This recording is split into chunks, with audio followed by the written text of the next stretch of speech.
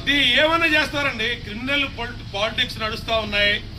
మేము ఎన్నికల కమిషనర్ గారికి స్పష్టంగా డే 1 లెటర్ ఇచ్చాం. ఏమని, దీని మీద సమగ్ర విచారణ సిబిఐ విచారణ చేయండి.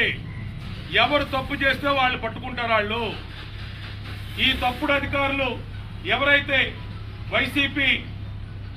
వైసీపీకి సలాం కొడుతున్న ఐపీఎస్లు వీళ్ళని విధుల నుంచి తప్పించండి అని కూడా చెప్పాం. మేము వేముల దుర్గారావు కుటుంబాన్ని వారం రోజుల నుంచి ఆడవాళ్ళు కూడా పోలీస్ స్టేషన్లో పెట్టారు. 48 గంటల నుంచి వేముల సతీష్ తల్లిదండ్రుల్ని చిత్రహింసలు గురి చేసి ఇవాళ 164 స్టేట్మెంట్ ఇప్పిస్తా ఉన్నారు. కాబట్టి ఏమి జరుగుతుందా అనేది పోలీసులకే తెలియాలి. నేను మీడియా ద్వారా విజయవాడ సిపికి, డీజీపీకి, ఇంటెలిజెన్స్ చీఫ్కి హెచ్చరిస్తా ఉన్నా.